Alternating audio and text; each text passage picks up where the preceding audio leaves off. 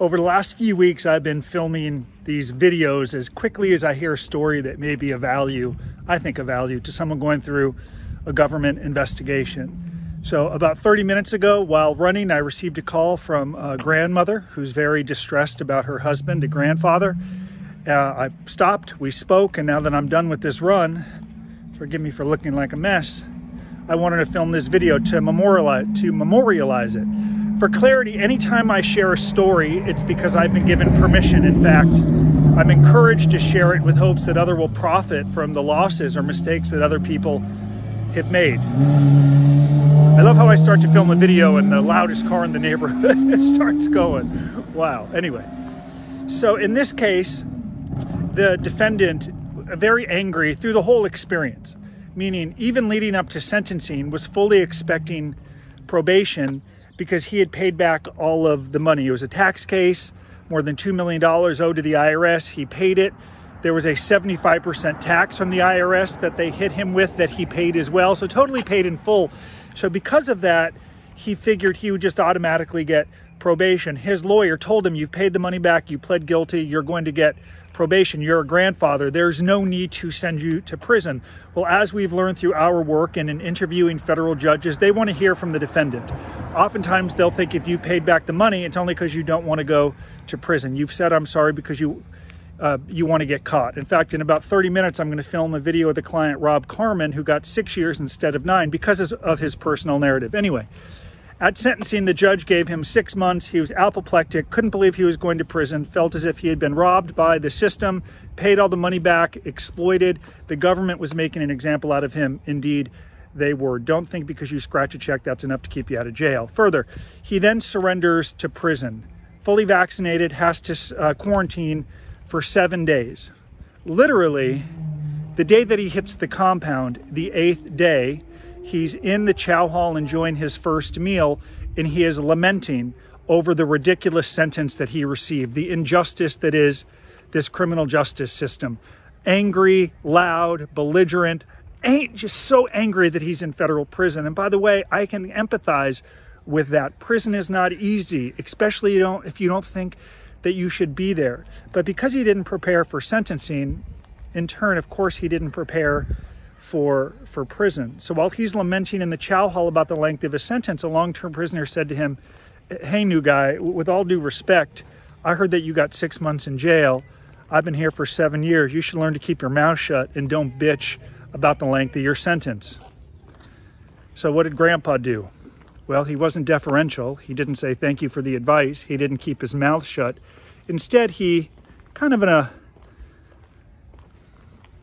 not so polite tone, according to his wife, said, why don't you mind your own business? And that didn't go so well with the long-term prisoner, who went over and smacked him in the face in front of everyone in the chow hall as they began to laugh. Some prisoners don't want to be called out or embarrassed, especially people who have lived there for many, many years. And certainly if you've been in the compound or prison for 8 days, it is not a position, it's not the time to assert your authority or share your opinion. It's time to keep your mouth shut and understand the environment. So he slaps him in the face, staff runs over, they both go to the SHU, segregated housing unit. And now what's the consequence of this? Grandpa, according to Grandma, and again, this is coming from her now, 5'10", 230 pounds. What was his biggest goal in prison? Well, to do what I just did, to get fitter, to get stronger. To hopefully, the grandmother had said in the video, I said, let time through prison like add 10 years to your life, right? So if he lost the 40 or 50 pounds that he could have in 6 months, it could add years to his life. He was overweight. His biggest and only goal, he's rich. His only goal was to lose weight. Well, now it's going to happen. I assure you, he's going to sit in the hole. I shouldn't say sure. I think he's going to sit in the hole for the next 6 months. Sure, he can run in place like some people do. He can do sit-ups, but it is much different than the freedom that accompanies a minimum security camp, of waking and going to the quiet room, of walking to the chow hall, of being able to run or walk for 8 or 9 or 10, 11 hours a day. Instead, because he was so angry over his sentence, and because he didn't take the time to understand prison etiquette and this new warped, twisted environment, he told a long-term prisoner 8 days into his prison term to mind your own business, and in so doing has made matters measurably worse for whom?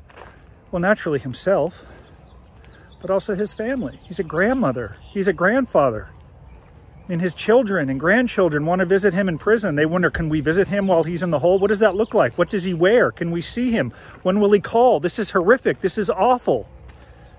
So I wanted to share all of this with you. I know many of you don't want to go to prison. I know many of you are angry over what you feel is an injustice, but also understand there are also, you're not alone. You are not special. There are so many injustices in this criminal justice system. It's sickening. In minimum security camps, there are people who have been there for years, decades, for nonviolent drug crimes, who are still there, who will not be home in 6 or 7 months, who didn't have the privilege and blessings and opportunities that people like me squandered.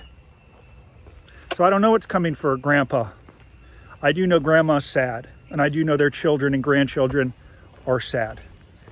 The best takeaway for them is this will be over in 6 months. This will eventually end, though I am sorry it's been made worse for his family, who clearly loves him, supports him. To close, the grandma has given me permission. She wanted me to share this story with hopes that all of you, when you surrender, you should mind your own business, and you should stay quiet and watch and learn and study before you attempt to assert your authority 8 days into your federal prison sentence. Thank you for watching. If you find value in this video, please like and subscribe. Grateful for your attention. Bye-bye.